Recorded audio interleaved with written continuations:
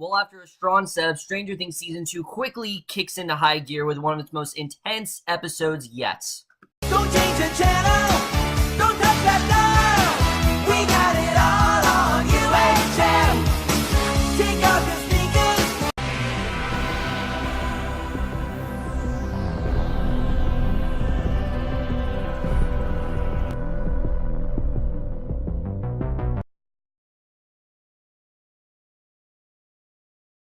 Hey guys, it's going over Stranger Things, Season 2, Episode 4, Will the Wise, and I was definitely really looking forward to this episode. I had absolutely been loving this season, and this episode for me was easily the strongest of the bunch. I thought we had a lot of really strong scenes going on here. The first 3 episodes, yes, they were very much set up, but it's clear that things are already starting to, like I said, kick into high gear. This is definitely... I think from now on it's going to be a lot more fast-paced, and I am definitely all for it. I absolutely loved this episode, and we're just getting into it right now because I definitely do want to talk about it. So we see Joyce, she drives to the school, she parks and goes inside, and as she checks the AV club for Will, she hears Dustin yelling for him, and Lucas runs in, calls them out. Mike is also with Will, staying in the middle of the yard, and as Joyce tries to get him to wake up, on the upside down, the darkness invades Will, and Will then opens his eyes, and I loved what we got with Will in this episode. Like I said, Noah Schnapp has been killing it as this character, but this easily shows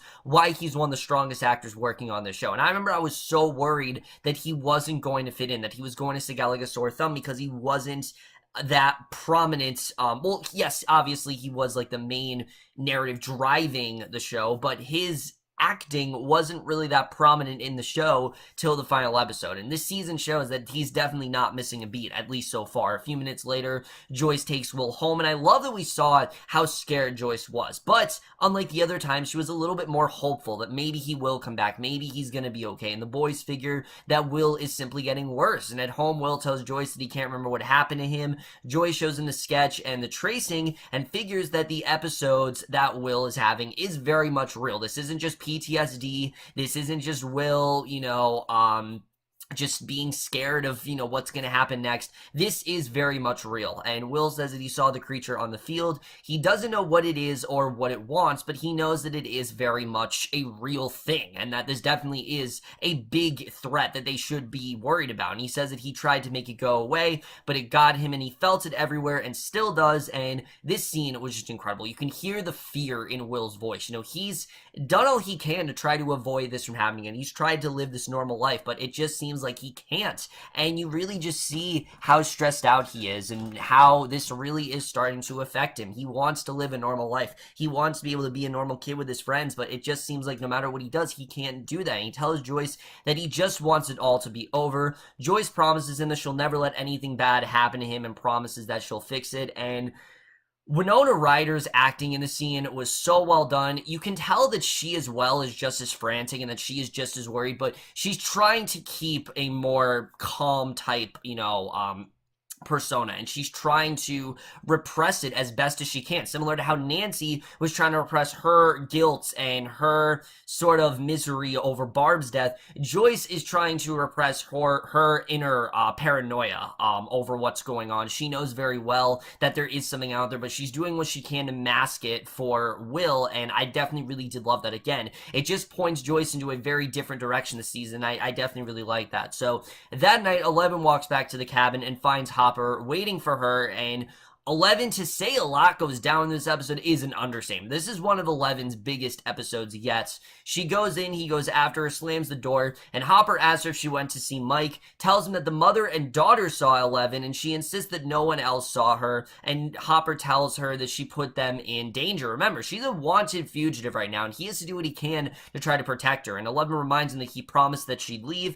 Hopper tells him that he's protecting her, and all he asks is for her to follow the rules, and he tells her that she's grounded and gets no Eggo or TV for a week. Now, Sure, we've seen the storyline done before, but for 11, this is a big deal, mainly because 11 really hasn't ever had someone discipline her or tell her, no, you can't do that. You know, she's not used to something like this happening, but also because the TV is 11's only access to the outside world, at least to her knowledge. It's the only way she can communicate with the outside world, the only way she can know what's going on. She communicates with Will through the TV. He tries to take out the TV, 11 holds it in place telekinetically, Jim extends her grounding and then pulls the plug entirely and tells 11 that she has to understand that there are consequences to her actions. 11 says that he's like Brenner, and Hopper tells her that she's being a brat. And I thought both of them were on the right side of things here. Hopper, he's trying to be that disciplinary, you know, parental figure that 11 really needs right now, but at the same time, he is going a bit too far. And you can understand that for 11, this is her only access to the outside world, and this is her only way of communicating with her inner circle. And he tosses her a dictionary to look it up. 11 then telekinetically catches it. She throws away, slams the couch into his legs,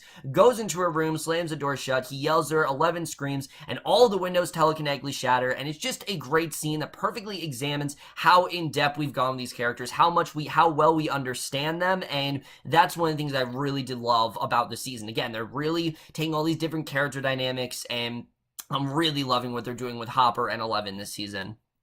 So Jonathan then returns home. He calls to Joyce and Will. There's no answer. He finds them sleeping in Will's bed, and Joyce protectively is holding Will.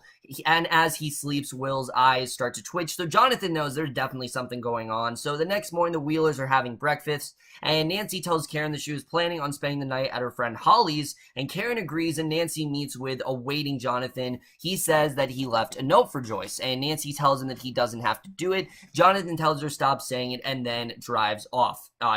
Jonathan doesn't want to believe that there is still something out there. I think he wants to believe that everything's okay. Nancy knows that's not the case, and Jonathan is essentially, I hate using this term, but Jonathan gets woke in this episode, okay? This is really the episode where he starts to realize, yeah, there's something going on. So Joyce calls the station and leaves another message for Hopper to call her. Will comes out and he tells his mother that he's still feeling weird. She takes his temperature, discovers that it's abnormally low, and Will says he feels out of it, and Hopper assures him that she won't call the doctor, but will run him a hot bath. That's the best thing for her to do, and you can tell, again, she's very fearful, but she's doing what she can to try to compose it, even though it's very hard. So Dustin then gives Dart nougat and says that he's going to school, but he will be back soon. And when he gets there, Dustin finds his friends in the back. They're looking on as Lucas digs through the garbage for Dart. Dustin smiles at Max, and they start poking through the garbage because, again, they really are not trusting Dart. They think very well that Dart is, a threat, and that they need to get out of there as soon as possible, and they need to do something about Dart as soon as they possibly can. So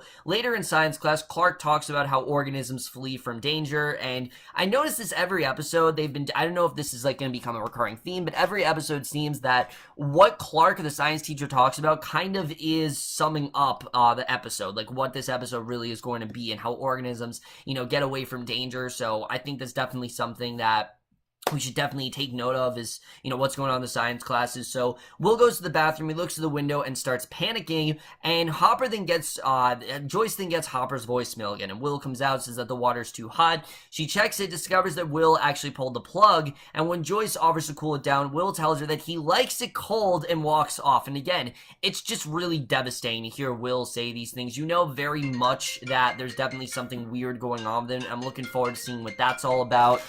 So Hopper then repairs the window, and 11 looks out of her room for a moment. She slams the door shut, and he talks through the door, and he starts to apologize. And I like that Hopper realizes, yeah, I'm kind of in the wrong here, and he doesn't really understand what he's dealing with. He's dealing with someone who just hasn't really been disciplined and hasn't really gone through the normal things that a child does go through. And he then tells 11 to clean the place up, and maybe he'll consider fixing the TV.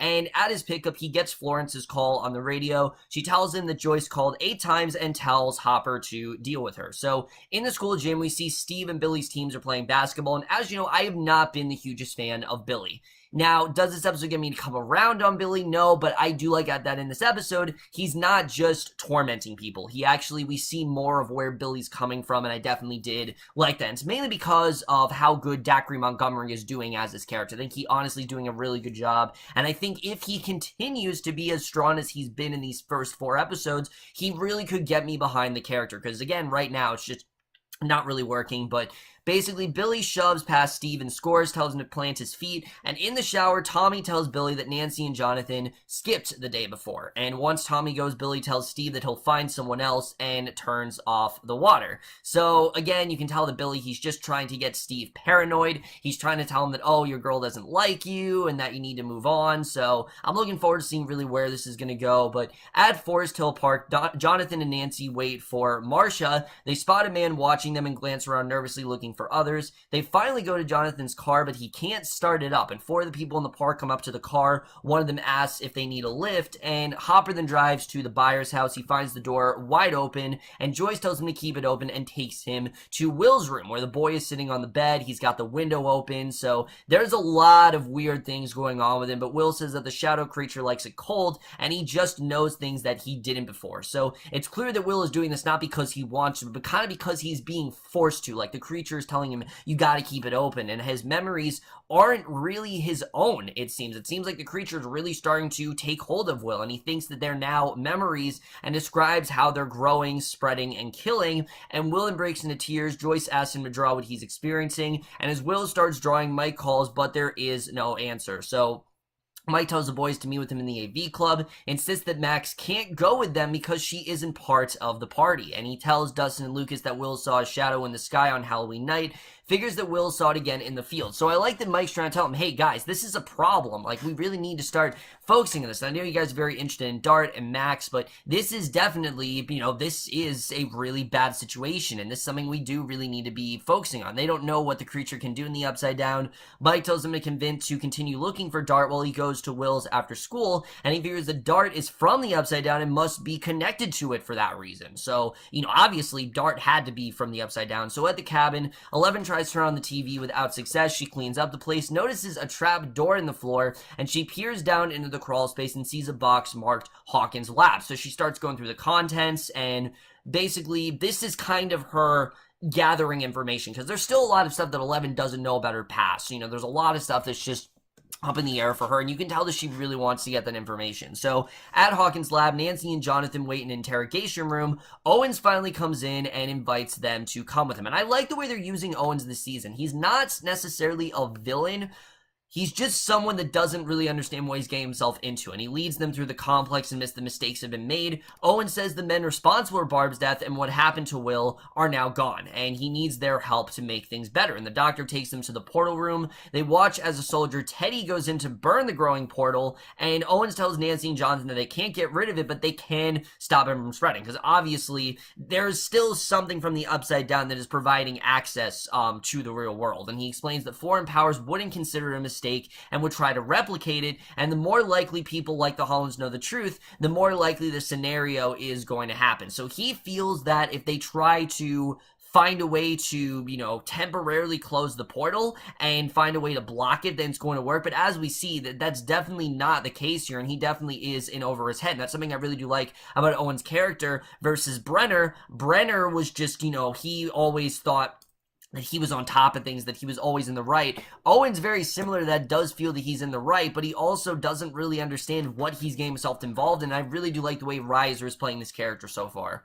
So Will's been drawing at a furious pace. He's tossing his pages on the floor. We see Hopper and Joyce look at them. Joyce realizes the lines on the pages connect. They spread them on the floor, put them together, realize they form a lightning-like path. And Hopper realizes that they're vines and leaves on a tree. So definitely, this isn't just some random pattern. This is definitely somehow connected to what's going on. So when school ends, Lucas asks Max if she's seen Dustin, and she walks away very angry. And I love this scene between Lucas and Max here, because she tells Lucas that they're keeping secrets from her, and she doesn't like it. And Lucas says that there are things that they can't tell her for her own safety. And Max asks if they kept secrets from Elle. And I like that she is starting to kind of get a bit doubtful. He says that it was different, and Max tells him that she's out. She skates over to a waiting Billy, who asks who Lucas is, and Max tells him that Lucas is just a kid from her class, and Billy asks why she's so upset. He asks if Lucas caused any trouble, says they're friendly whether they like it or not. He tells her that there are certain people in the world to stay away from, and Lucas is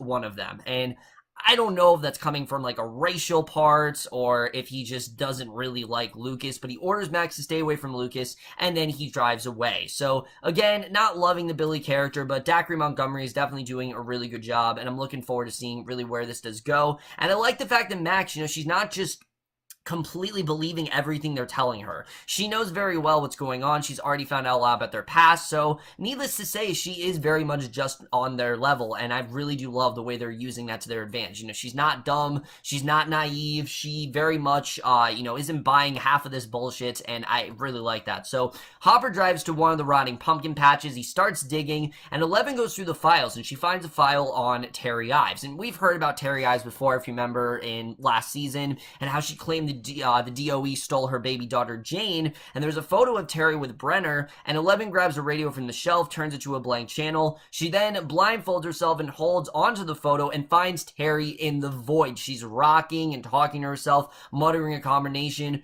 opens her eyes and sees Eleven and mutters Jane, which is in fact Eleven's real name. So she calls to her mother, takes her hand, Jane disintegrates into dust, and she cries. And it's a devastating scene. This is the only access she had to her mother. She thought that finally maybe she'd be able to make contact with her again, but it just didn't work, and she drops to her knees, and you can just tell that Eleven, she's just the urgency for the answer. Sure, it's always been something that's on her mind, but there's never been a better time for it than now. This is when she needs those answers pronto, and she really wants to know what's going on in their past. So Mike goes to the Byers' house. Joyce answers the door. She tells Mike that Will isn't feeling well, and Mike figures that it's about the shadow creature, and it seems like he's going to be the one to help them out there. So back in Jonathan's car, Jonathan discovers that his car works fine, and as they drive back to Hawkins, Nancy plays back the recording she secretly made of what Owen said, and Jonathan asks if she still wants to do it. Nancy says they'll burn the lab to the ground, and it seems like they actually want to go after Hawkins' lab. They don't at all trust Owens. They don't think they know what they're doing. And suffice to say, they're not wrong with that. I don't think that the lab,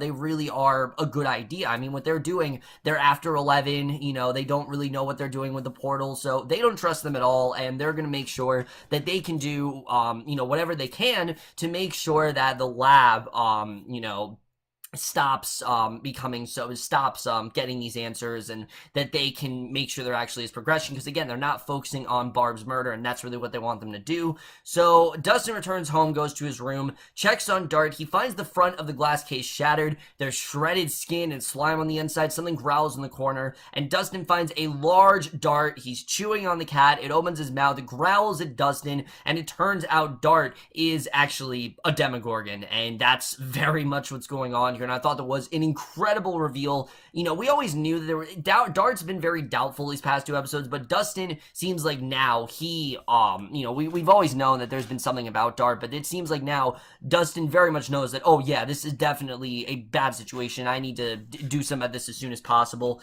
But then we get to the ending, and this ending was fantastic. We see Hopper finally unearths a moving black vine. He slams the shovel down, finds a tunnel below the field, and we get a truly terrifying sight where he realizes the Upside Down has actually infested the area, and that is how they have been given access to the real world, and that is the way this episode ends.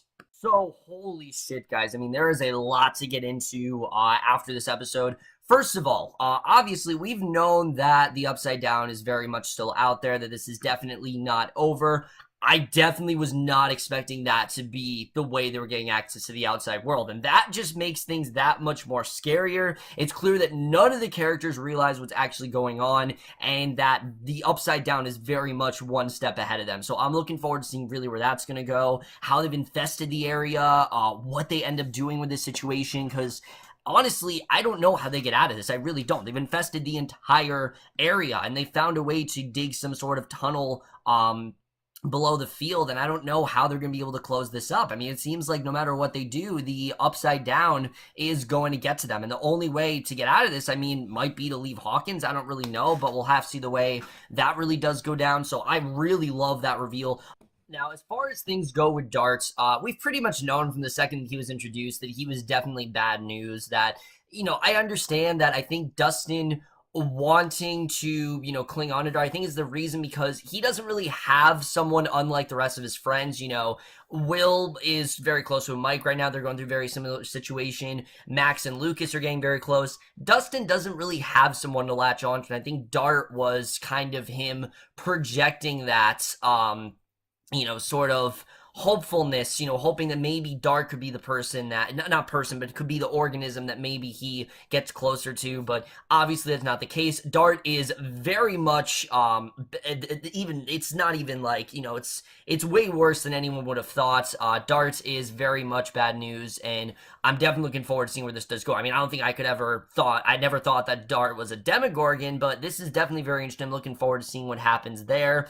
As far as things go with Will, it just seems like things are getting really worse, and that, the creature's really starting to take hold of him, but it seems like Mike may be the one to possibly help him out and see if maybe they can stop this from happening. So we'll have to see the way that does turn out as well. I really am loving what we're getting with the Will story. Like I said, I think Noah Schnapp's just killing it as this character, and I love what we're getting there. As far as 11, it is clear after this episode that 11 is so adamant about finding answers. I mean, I think, all her life she's wanted to know what's going on with her, but now more than ever, she is so determined to figure out, what's my origin, who are my parents, where am I really from? I think she wants to know all that stuff, and she had that 1 second with Terry, but it just wasn't enough for her. She needs to know more information, and she needs to get those answers pronto, and I'm looking forward to seeing how that really does all pan out. I'm also really loving what we're getting with Hopper. We're seeing that Hopper, he's really using this as a way to have some sort of daughter figure in his life, and he's realizing that he can't treat 11 like a normal kid because she hasn't been disciplined. She has,